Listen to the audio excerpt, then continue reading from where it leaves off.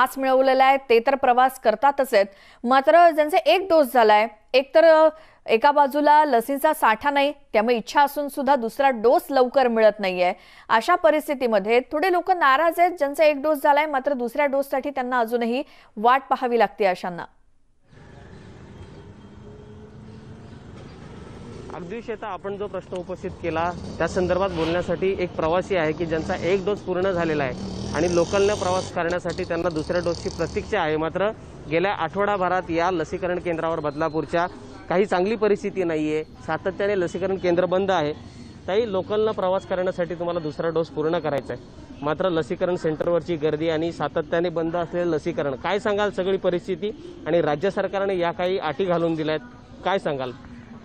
खरं म्हटलं तर परिस्थिती अतिशय चिंताजनक वाटते या बाबतीत, कारण की जर गव्हर्नमेंट म्हणतं की आम्ही फ्रीमध्ये उपलब्ध करून देऊ आणि तसं होत नाही आहे। 780 कधी कधी टफच जातात आमच्यासारख्या मध्यमवर्गीयांना, ज्यांचे भरपूर EMI आणि इतर प्रश्नसुद्धा चालू असतात। त्याचमध्ये डोशीचा कालावधी जो आहे तो जास्त आहे।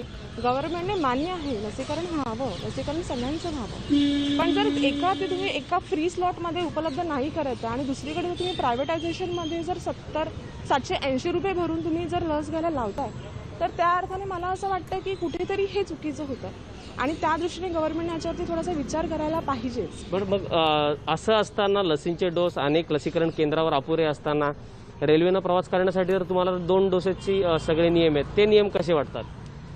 थोडेसे बंधनकारक आहेत ते नियम, पण खरं तर म्हटलं तर मला नाही योग्य वाटत आहेत। कारण की जर एका अर्थी फ्री लस नाही मिळत आहे आणि जर तुम्ही पैसे भरून लस द्यायला लावताय, त्याच्यामध्ये पण तुम्ही 2 कंपल्सरी लस करता आहे रेल्वेने प्रवास करण्यासाठी, तर मग आमच्यासारख्या लोकांनी काय करायचं?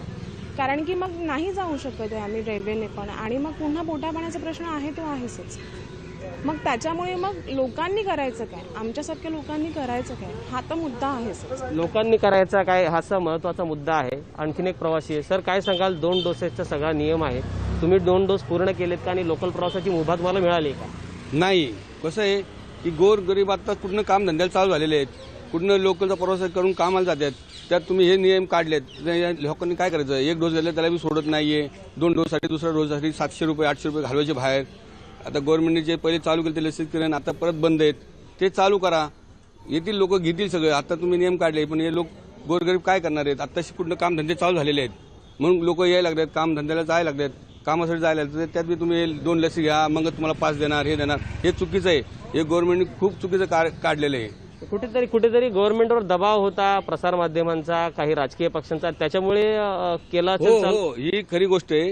हे सगळं राजकारण खेळ चाललेला आहे। राजकारणामुळे गोरगरीब जनतेचे खूप हाल व्हायला लागलेले आहेत। यांनी कुठेतरी सुधारावं, तर पुढच्या हे लोक इलेक्शनचे ते सगळ्या लोकांना हे करतील, ह्या इलेक्शनमध्ये सगळ्याला हे करतील की त्यांनी सगळं अतिशय त्रस्त अशा प्रतिक्रिया आहेत। ताईंनी पण सांगितलं की हे जे नियम आहे, या ज्या अटी आहेत 2 डोसेसच्या, या ठीक आहे तुम्ही लागू करा, मात्र त्या करत असताना तुम्ही वॅक्सिनेशन सेंटर, ज्या ठिकाणी सरकारी वॅक्सिनेशन सेंटर आहे जिथे मोफत लसीकरण होत आहे आणि जिथे खासगी लसीकरण होत आहे, तिथे मात्र तुटवडा जाणवत नाही, आणि सरकारी जिथे मोफत तुम्हाला लसीकरण आहे तिथं मात्र सातत्याने तुटवडा जाणवतो। त्याच्यामुळे आम्ही 2 डोस पूर्ण कसे करणार आणि रेल्वेने प्रवाशांची आम्हाला मुभा केव्हा मिळणार, अशी प्रतीक्षा या सगळ्या सर्वसामान्य प्रवाशांना लागून राहिली आहे। अगदी बरोबर आहे गणेश, हीच परिस्थिती आहे सध्या मुंबईतली, आणि लोकलनी प्रवास